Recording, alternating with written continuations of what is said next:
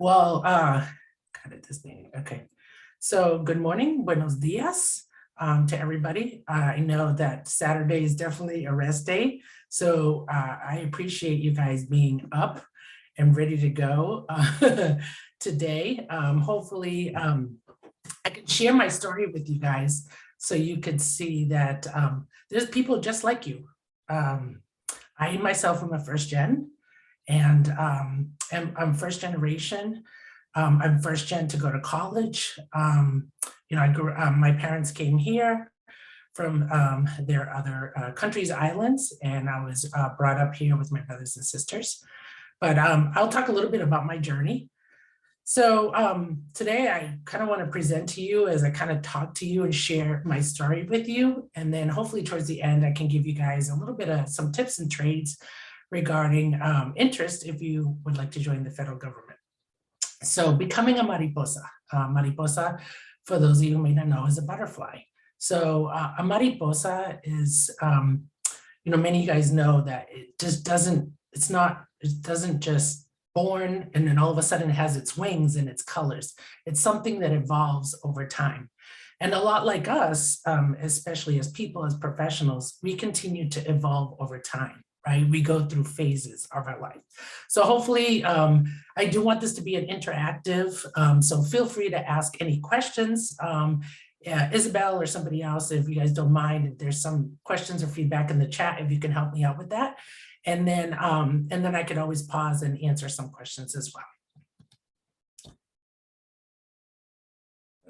Okay, so here's the stages of the growth of a mariposa, right? So essentially it has 4 stages. Stage 1, it's born.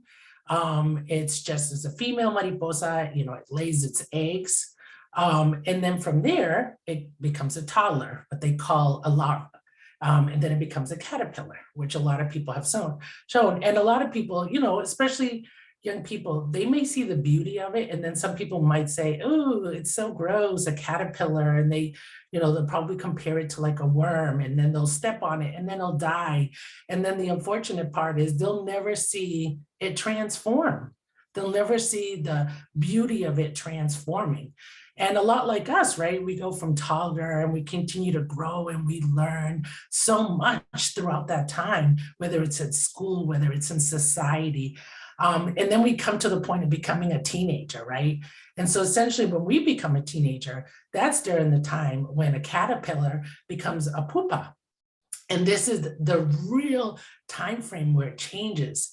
And during that transformation time, that's usually when the butterfly kind of creates this shield around itself, and it continues to evolve. It's kind of like, when a baby is growing inside of a mother's stomach, or just as teenagers, right? You guys are learning so much. We're being influenced by social media, by society, by our families, by our friends. And we're starting to evolve, right? Where our hair is changing, our personalities are changing. So, it's one of those very transformational times where you're just like, who am I going to become at this next phase of my life? And then finally, we go to stage 4 where we evolve, our wings finally grow, we become this beautiful mariposa, and we learn to fly.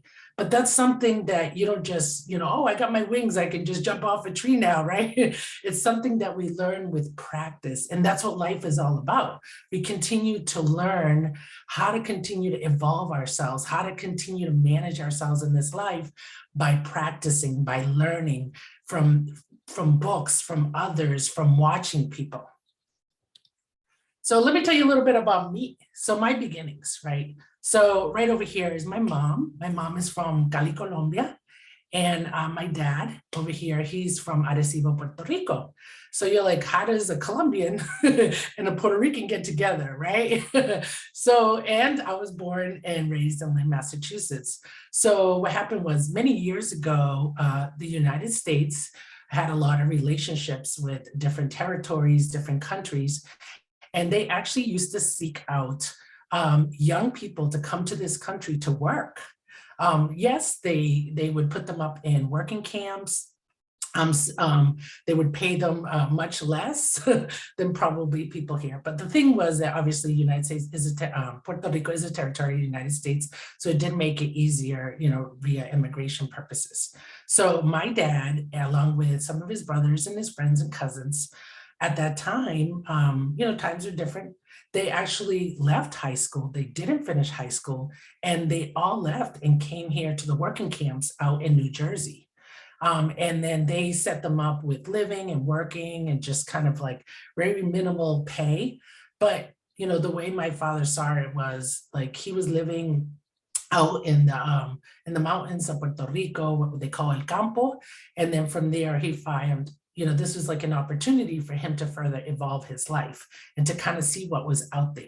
Right. So, and he came out here and, he said, let me just start from here. And they would start there. And then eventually they would, get to know other people, other families, and then hear about other opportunities. So at the time, there was a lot of warehouses throughout the different states. And they needed manufacturers, they needed workers. So, one would go and be like, hey, you guys, come on, there's jobs over here. And then one would go off and find another job. And then they just continued to find better and better opportunities. So eventually my dad ended up getting a job at General Electric. They have a manufacturing firm for airplane turbine engines in Massachusetts. So at that time, my mom was living in Colombia. She's the oldest of 5. My grandfather passed away he was ill. So we never even got an opportunity to meet him. But, during those times, usually when you were the oldest in your family, you used to have to take responsibility and kind of work and help out, the parent that was remaining to bring home, food and take care of the rest of your brothers and sisters. So a lot of that responsibility fell on my mom. And my mom also quit high school so that she could help my grandmother to help raise her brothers and sisters.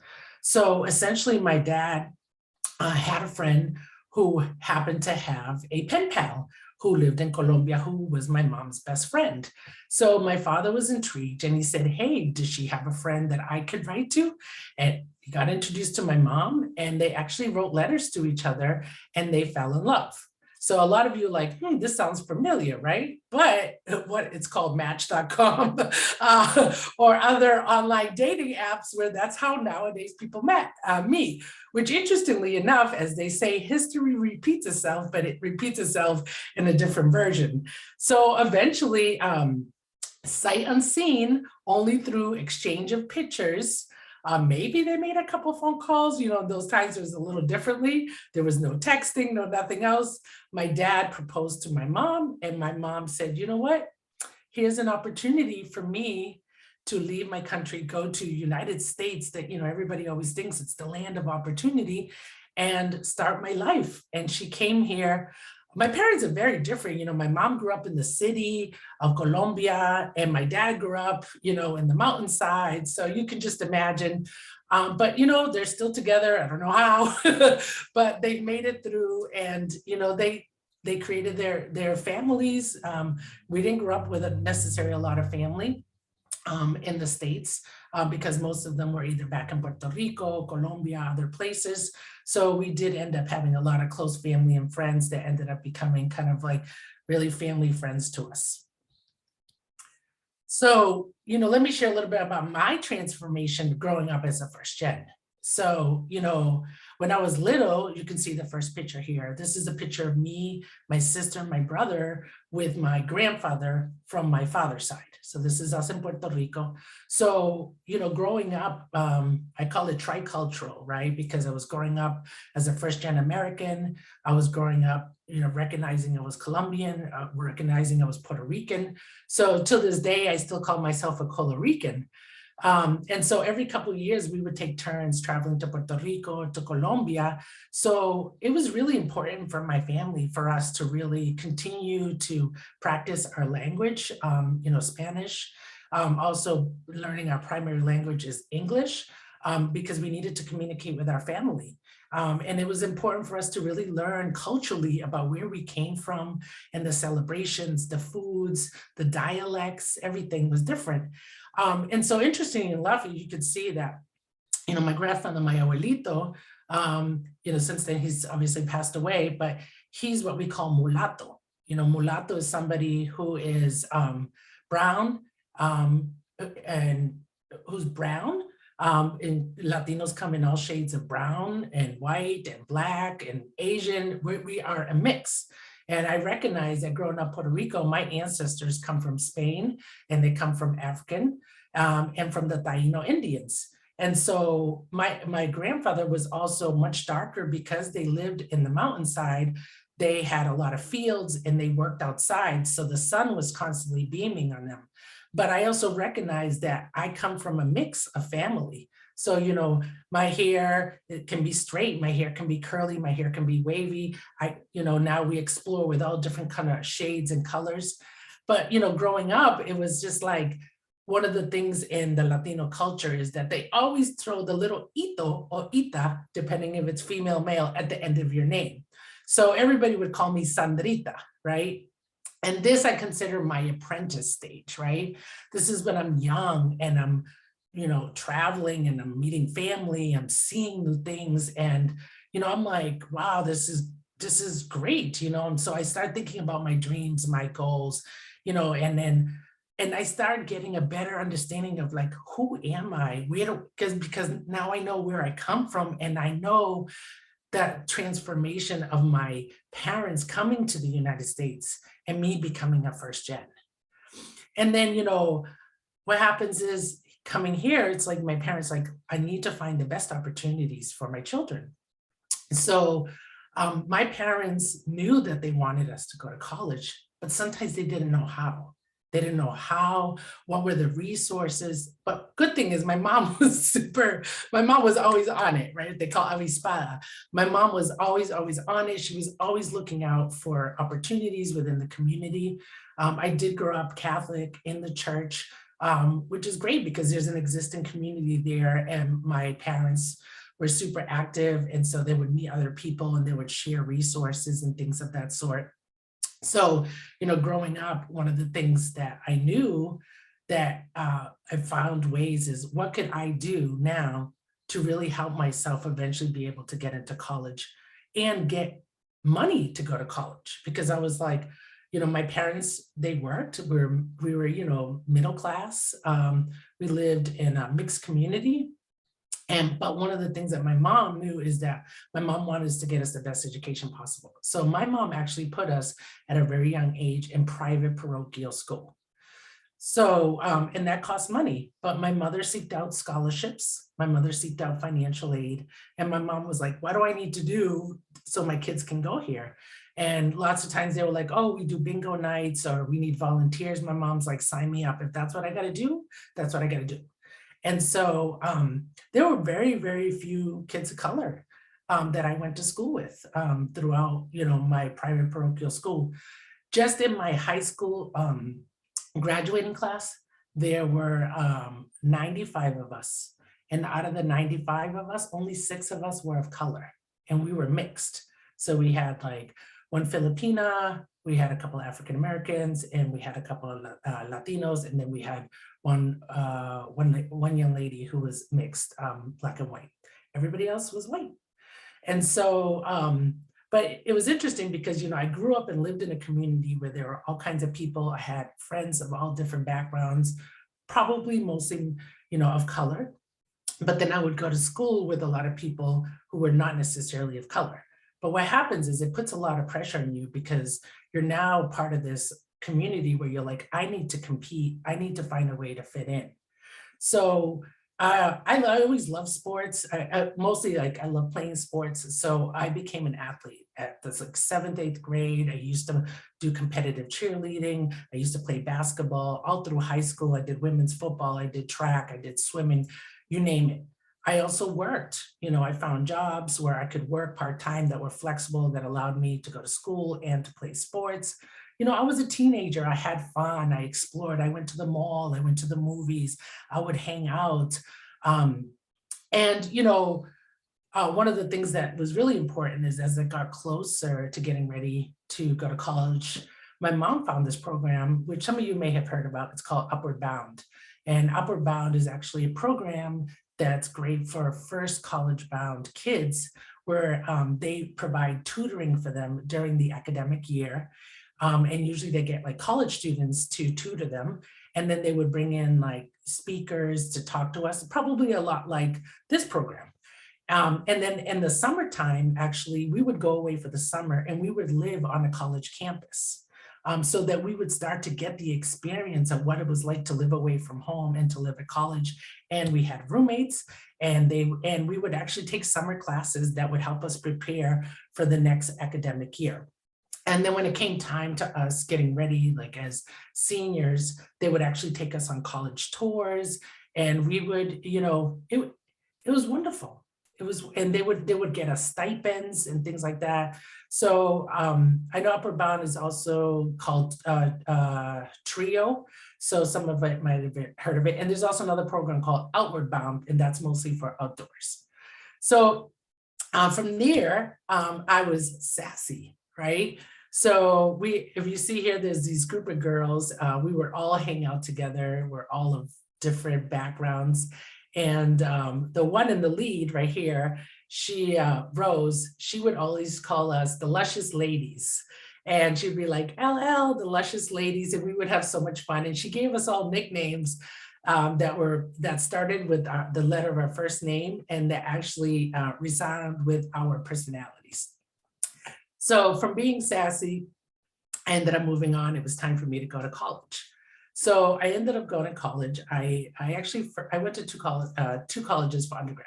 My first college that I went to is Bentley College, which is in Waltham, Massachusetts, which is now actually Bentley University, is a predominantly business-based college. I always knew that I wanted to study business, always, ever since I was a little girl, I would always be like, I'll be the business lady. And so, I did everything possible to prepare myself. And I said, great, I'm going to. The interesting part is, like, when I was in my orientation, one of the questions that came up was like, hey, do you have any nicknames? And so I said, yeah, I actually have two. I have Sassy and another name that my dad used to call me growing up. But it was just, inside of the family. And then they were like, oh, that's a cool name. Can we call you that? And I was like, yeah, sure. I didn't think anything of it. And then actually my whole freshman and sophomore year, everybody called me Sassy. It was so funny. It was kind of like the Madonna. And I wasn't used to it, but it kind of became me. But one of the things that I always knew that I wanted to make sure that my college professors called me Sandra by my name, because I knew very early on that I knew that if I was going to become this professional and I was going to network, I wanted to establish my brand very early on. So so everybody so all my professors call me by my name, and then my friends call me by my nickname. And then unfortunately, by my sophomore year, what ended up happening was there was this grant that was supposed to come through, worth a good couple $1,000 that unfortunately did not come through, and it put me in a bind. And so I was really depending on that information, on that funding. And then, so I really didn't have any other choice, but by the end of my sophomore year, I did end up having to leave college. And so I was like, what do I do? Like, that was my plan. And that's life. Like, sometimes things come up and you have to be prepared for them. So finally I said, my goal is to finish college. I want that degree. So I said, you know what? I am going to do what I need to do to put myself back on that track. So I ended up moving back home. I got myself a job, and I actually got a really good job that I ended up getting over the summer, working for Ernst & Young in their human resources department. And I started with them over the summer and as like an intern, and then they were like, we'll extend it for you. And I said, great. So while I was working, I didn't want to lose sight, and I didn't want to get out of the pattern of like studying and knowing what it was like to still maintain that academic presence in my life. So I actually signed up for classes at a local community college. And I said, you know what? I'm going to just take some classes at a community college. I'm going to try to continue to maintain some of my credit hours. I'm going to maintain that academic mentality. And at the same time, what was great is that working for a large organization like Ernst & Young, I was surrounded by so many professionals that already had their college degrees, that were already had existing careers or were creating their career paths. And that, having those people in my environment surrounding me constantly every day reminded me that what my goal was, and I was not going to lose sight of it. So I ended up finally, after many years, I continued to pay the university larger sums in hopes that they would release my college transcripts so that I could actually move on to another university. I did that. And after I showed that I paid quite a bit, I wrote a letter to the registrar's office and I basically said, you are holding my future hostage by not releasing my transcripts, allowing me to continue my education to one day be one of the first in my family to have a college degree. I got them to release my transcripts. I was so happy. I was like, woohoo. And finally, I was like, on to the next. By then, I had already looked into other colleges and universities. And by then, my mind was different. I knew what I wanted. I knew what I wanted to study, which made it easier for me to look for colleges that had very particular programming. I wanted to study international business. I knew I wanted business, and I knew I loved to travel. I knew I loved culture, and I loved languages. So I said, this is a great mix of both. And then what happened was I started applying. I did. And by the time I went to go transfer to the University of New Haven, I had the opportunity to get financial aid. And I was able to bring in the credit hours, a lot of the credit hours that I obtained during that pause through the community college. And I was actually only behind one semester. And when I went back, my mindset was different. I was more mature. I knew like the way I studied at my freshman and sophomore year was very different. And I was ready to go. And not only was I ready to like also go back academically, I was ready to go back socially. I was ready to go back and be a leader on my campus and get involved. I was always involved in like the student union. I was involved with the Latino Association. I wrote on the student newspaper. I mean, I was active. And I started, and that was all part of my brand. So, you see here in the third picture, this is me and one of I call my line sisters, one of my sorority sisters, my hermanas. I'm part of a Latina-based sorority called Sigma Lambda Upsilon, Señoritas Latinas Unidas sorority. And so my sister, who went to Brown University, she actually introduced me. She became an hermana of the sorority. And through her, I met wonderful women. I mean, women that I was like, damn, I want to be like them. I want them in my friendship circle. I want these women to mentor me. I saw these women doing great things. I saw them being leaders on their campus. So I said, you know what? I want to be part of this organization too. And I also knew, learning about the history of fraternal organizations is that these are long-term organizations. These are relationships. These are people that you can tap into to network for future opportunities. So during my trailblazing time, that's what I did. And I just celebrated 20 years of being an hermana this past week with my line sisters, which were all spread out throughout the United States. And still till today, we continue to support one another and help each other. But like I said, it's the people who are around you that you want to be like, and that people eventually then look up to you, that you want to put yourself in. And then today I am Sandra Rivera, MBA, Master's of Business Administration. I'm now in my Metaforce assist stage, right? After college, I did the roommate thing and then eventually got my own place. And then, after a while, I was like, it's time to move on. Like I've outgrown my position. I'm ready to do something else. I want to be challenged.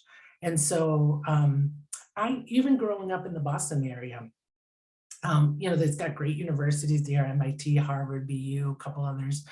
But I felt like a lot of the people around me were not growing with me, right? They were just like the same conversations. I was just like, I want more. So I knew that I needed to leave. So I started looking. I was like, San Francisco. I mean, like San Francisco, my sister moved there at the time. I was like, Washington, D.C.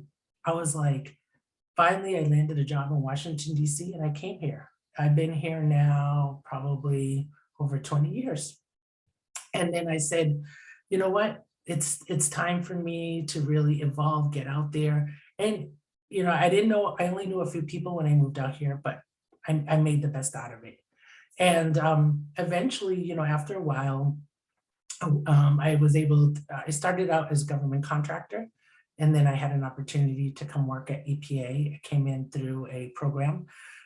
Unfortunately, no longer exists, but now I have actually been at EPA 17 years. Still till today, I'm super surprised. I never thought I'd be here this long, but the only reason why I have been here this long is because I've had the opportunity to be able to move around throughout the organization and work on different projects and initiatives and things of that sort. But it didn't stop there. Just because I had a college degree as an undergrad, it didn't mean that I was going to stop there. So I started, having friends. It's very competitive here in this DMV area. They're very highly educated people, and it pushes you, it challenges you to want to do more. And you're like, I'm not going to stop here. So there was an opportunity at work where I started thinking about, what do I want to do next? Do I want to move into management? What do I need to do to prepare myself? So, I remember at the time I had a previous manager who was like, I have some money for training. If anybody on the team is interested in taking any kind of training or further educating themselves, let me know, because I need to spend these funds. And I said, God, if that's your call, I hear you loud and clear. So I took it and I said, hey, I've been really thinking about going back to pursuing a master's degree. Do you think that this is something that you would be able to support me on? And he's like, yeah, I think we can pay for a couple of your classes. And I said, okay, great. So I started my journey. And what I did was I actually talked, and in between that time, I actually transferred to another office. I went from contracts to the Office of Water. And at the time I told them, I said, look, I'm going to be working full time and I'm going to be going to school part-time. But this was a little bit of an advanced program. There were 8-week classes. And I was like, I'm trying to do this as fast as possible, but I'm also pacing myself. And I was like, will you guys support me, knowing that sometimes I might come in a little later. Sometimes, I might need to skip out for some reason. I said, and they said, yeah, we will support you. And I said, great. I said, but don't worry. I will always make sure that I get my work done, and I'll get my work done on time. And they said, not a problem. So it took me I took summer classes. So it took me about 3.5 years, and I did it. I got my MBA. I was so happy. I was like, yay, I finally did it. And then, and actually I have been the first person in my family to since then get a master's degree. After I finished my MBA, I thought, what's next for me? I was like, I got my career underway. I got my friends, I got my network. What do I want to do? Because professional goals are important, but personal goals are just as important. And I always knew I wanted a family. I wanted a partner in life. I wanted to have kids. So at that point, I actually ended up meeting my husband. Interesting part is that my husband is my sister's husband's brother. So we've kept it in the family. And actually we get along really well. We happened to meet, I met my husband in my, not to age myself, but I met my husband in my early 40s. And so when I met him, he was at the same stage of his life. He was also looking for a life partner. He was looking to have a family, and we had a lot in common. It took us less than a year, and we actually dated internationally. He's from Colombia, and then eventually he came here, and we got married and we started our family. So we now have a 6-year-old little girl. And I continue to, move on in my family. So who am I, right? I've gone through so much in my life, But one thing I always recognize is that I am Latina and that I am an American and I am a Costa Rican and I am bilingual and I'm first gen, first college bound and professional. You know, I'm a leader. See, I even wore this today, Latina leader, right? Because why? I've continued to be a part of multiple organizations where I've taken roles. I actually, for a few years, I was the president of what we call Hispanica. It is a national organization that used to be called the National Society Hispanic MBA. And I led it very well. And through that, I've created a network throughout the United States of people that I can tap into for whatever. I'm a leader at my organization. At EPA, beyond the things that Isabel mentioned about what I do as a program manager, I also get to use 20% of my work time to do diversity and inclusion work. I lead the Hispanic employment program for my agency. What do? We focus on recruitment, retention, professional development. I want to help mi gente. I want to help my people. I want to see them grow. I want us as a federal government to look like the face of America. And we know that that's not always the case. So it's a long journey. It's a battle, but it's something worth fighting for. So a little bit about, I talked about branding. So this is my professional profile, right? I talked about Nashimba, which is now Hispanica. So Nashimba has a magazine. So here I came out when I was a chapter president. Also here at EPA, for a few years now during Women's History Month, I have been profiled as one of the women of EPA because of what I do, and what I do for the organization, the work that I do in diversity and inclusion, and because I'm also Latina and a woman, and they wanted to highlight that. So, I talked to you a little bit about what's the kind of diversity work that I do. And this is what I'm saying is it's important, like you can get a job doing whatever you're good at. You can get a job, but you can also find other things that you can do to impact where you are, your society, whether it's like you're volunteering for a local organization, whether you're working with your local church, whether you're working with your neighborhood, whatever the case is. So for me, like I said, my passion is to help mi gente while I continue to grow. So by doing that, I'm able to, head off as the council chair of the Hispanic Employment Program for EPA. And here, I won't read everything, you can pretty much see it for yourself, but this is what we do. We find ways to help people through career development. We want to make sure that people are getting promoted.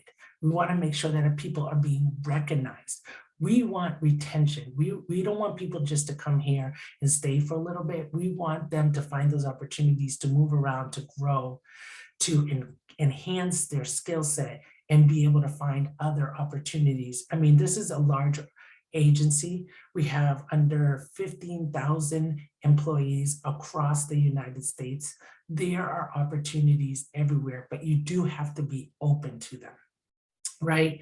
The good thing about this program is that we are under an executive order, I listed them here, under the White House through various presidents that allow us to exist for us to be able to do this work.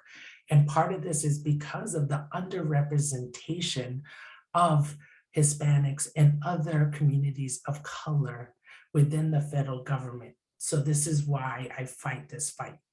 But the good thing is we have fun with it. Right, I've created a network of people during Hispanic Heritage Month, which is September 15th to October 15th.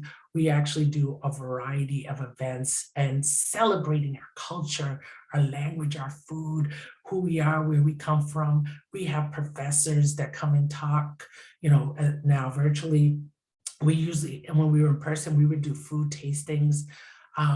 I've had Latino curators from the Smithsonian Museum come and talk about Latino history. I mean, it's wonderful. You learn so much, and learning about people that you work with really helps resonate, creating better working relationships.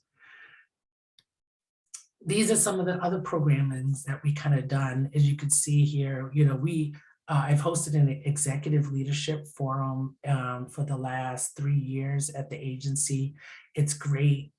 This year we had over 200 participants virtually from across the agency, and I found all Latino professional speakers from the federal government, from states, from other organizations come and talk about their paths, what they've done, what they can do, lessons learned, best practices.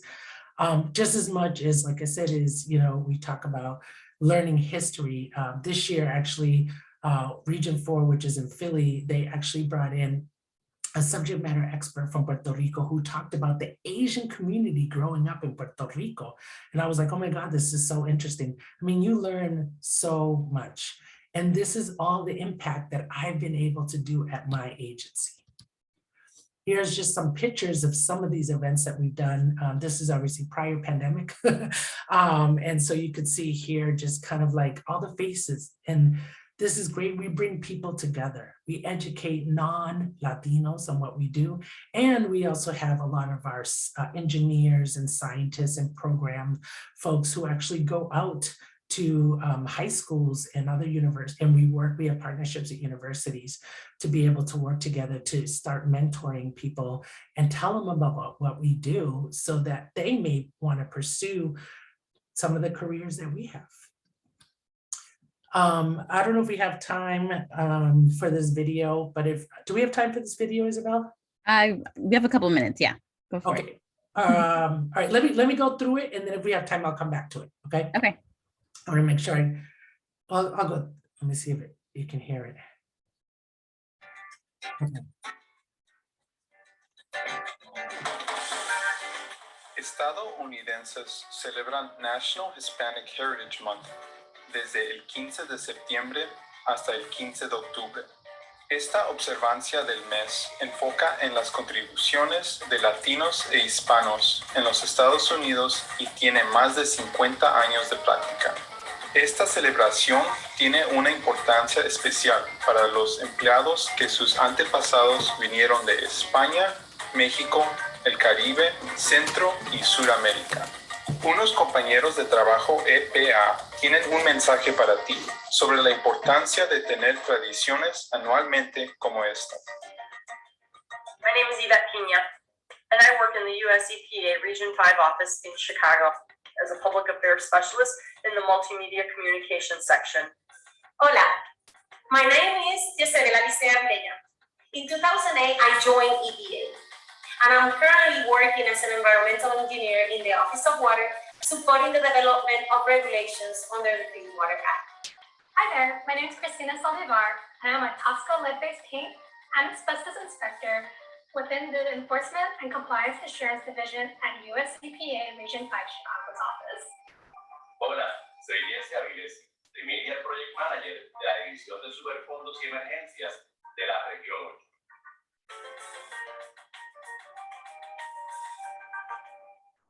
Since a young age, I have volunteered for a number of causes and love knowing I'm helping improve the lives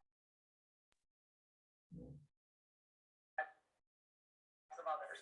I grew up in a predominantly Puerto Rican neighborhood called Humboldt Park and saw how hard Latinos work to survive in this country. There are Superfund sites right in my own neighborhood, neighborhoods many Latinos live in, neighborhoods we grew up in, and it means a lot to me to be able to work in the most popular medium to disseminate information, the internet. And I take a lot of pride knowing I'm helping inform my neighbors. I'm originally from Corozal, Puerto Rico, and I am a first-generation college graduate. 20 years ago, I made the decision of leaving the island to initiate my professional career and to improve my second language, el inglés. I also have a master's in environmental engineering and an MBA in sustainable business. I'm Mexican-American, and I'm originally from the very scientific Texas called the Rivera Valley. Soy boricua, puertorriqueña, de allá, el Caribe. Hace unos 13 años trabajo con la EPA. Solicité por primera vez en el 99 y en el 2000. Tomó un poco de tiempo entrar. Empecé en la oficina de Puerto Rico y en el 2017 me mudé a la oficina de Eco. Trabajo en la limpieza de lugares contaminados.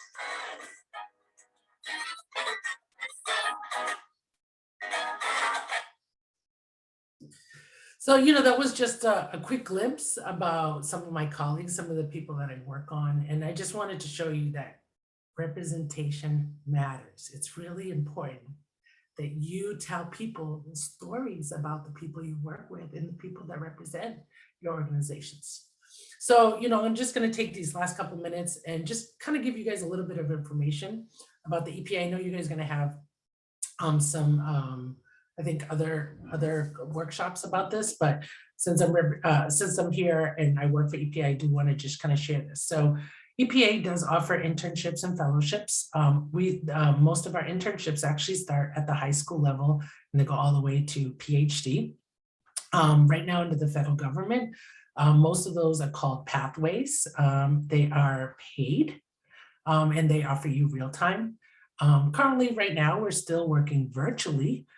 So most of our interns, we will bring on virtually as well. Sometime later this year, we will be going back to the office, but a lot of it's going to be telework. So we'll only work out of the office maybe 1 or 2 days out of the week. The good thing is that some of these pathway positions, depending on where you are, if you're a high school senior, it could potentially lead to a permanent opportunity. If you are a college graduate, it could definitely have a higher chance of leading more to a permanent opportunity. The good thing about this is it allows you to be able to put experience and a skill set in a resume that will open you up for further consideration. We do also have unpaid internships. We know that this is not the most viable. We recognize we want to make money. We want to be paid for the work that we do. This has kind of been the case for a while. There has been a big push to really change this. And a lot of agencies, including the EPA, is really trying to move in that direction. But the good thing with unpaid internships is actually a lot of them happen throughout the academic year. So if for any student who can actually work a few hours, gain experience while they're in school, building a resume for themselves, then it's something worth considering. We also have research fellowships and scholarships, and I provide some information here. And there's also some contracting opportunities through some organizations like Haku and others that we work with that also offer opportunities. These are all the different type of resources. I won't read them all, you can see them here, that the EPA offers. We do details and temporary promotions. That means that, and I've done this a few times throughout my career at EPA, where actually I get to temporarily leave my post and I actually go work for another program, another department within the agency for a certain amount of time. So for instance, if it's a promotional detail, for 4 months, I can go work for another office doing something else, getting paid a promotional pay, but my job stays waiting for me. My management can choose to temporarily fill it while I'm doing my detail, or they can leave it open and wait for me to come back. And then when I go back to my old post with my old pay. But it's great opportunities to do this, and you're really only allowed to take one promotional detail a year. And if it's a lateral, it could go up to 6 months to a year.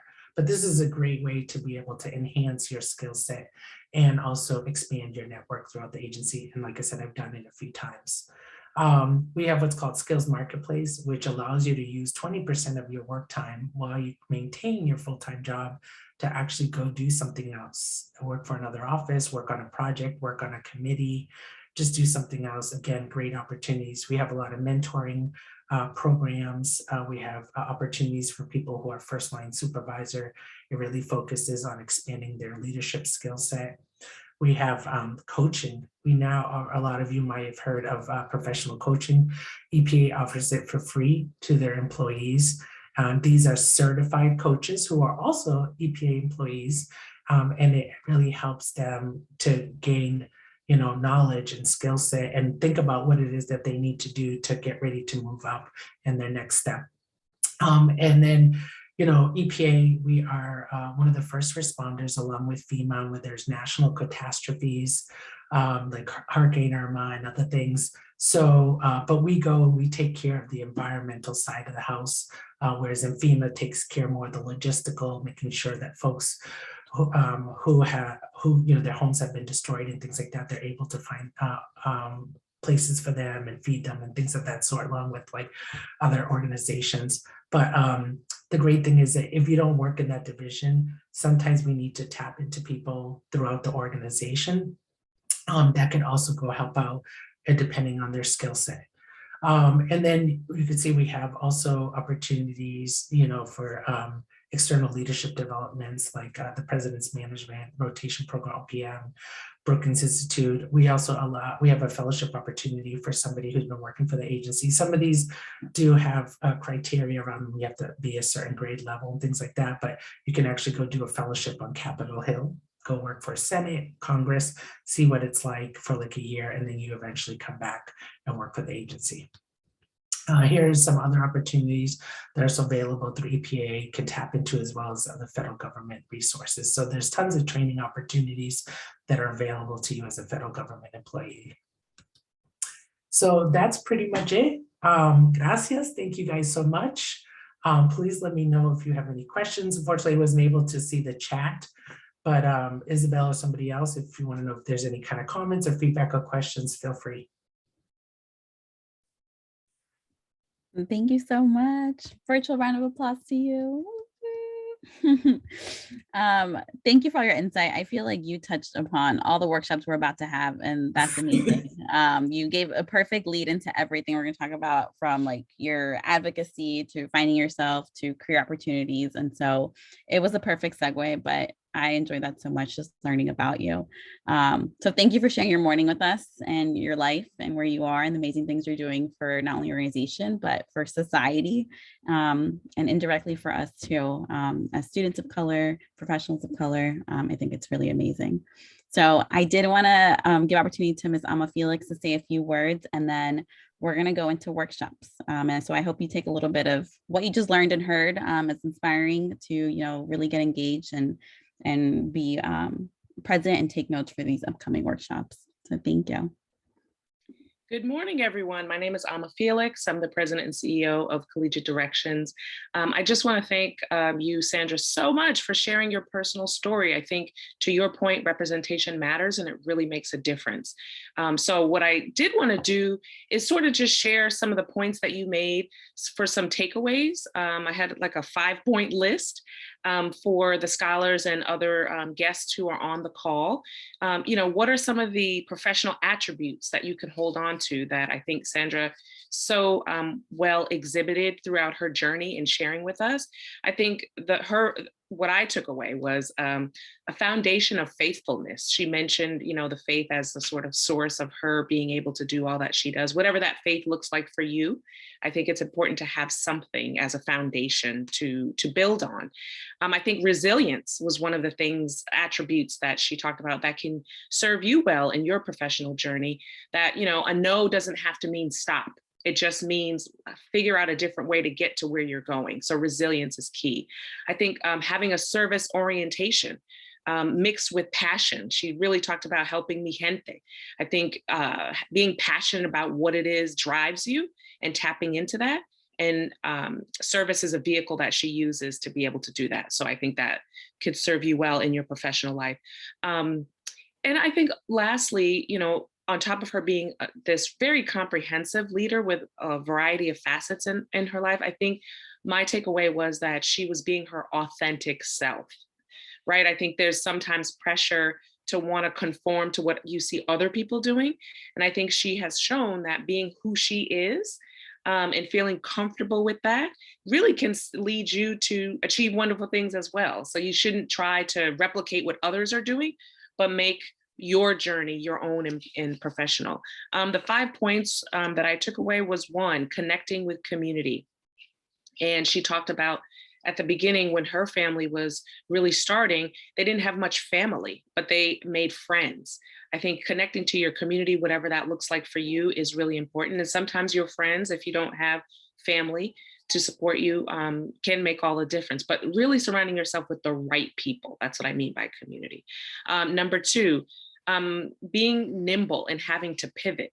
So I think she mentioned that her first foray into education, she had to stop. And but that again wasn't a no, right? She was able to pivot and to do something else. But just because the journey that you originally envisioned for yourself may not have gone exactly the way you thought, there's still another way to get there. So again, having to pivot. 3, staying relevant. Because her journey, as she originally thought, was interrupted, it didn't stop her, right? She got a job. Then she started attending community college. So there are things that you can do that maybe you didn't originally think, but staying relevant and keeping your foot in the door. She started at Ernst & Young. You know, those kinds of experiences led her to a wide array of other things. So I think that's important. Number 4, overcoming structural barriers. As you know, there are many out there, but don't let those frustrate you. What she did was incrementally chip away at that barrier, which was not being able to get her transcript. And then she used her voice, right? Which is a key part of overcoming, using your voice to be able to articulate why she needed a transcript, and she got it. And so I think using your voice to help overcome structural barriers is important. And number 5, I think overall what I took from her story is about mindset. And really seeing that a no doesn't have to mean close and shut yourself down, but a no could mean a different path. Being ready to go and to get involved is another thing that I took away from her around mindset.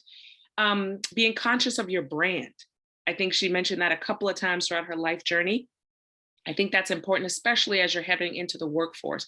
What kind of person do you want others to see you as? And that should shape your behavior and how you show up in the workforce.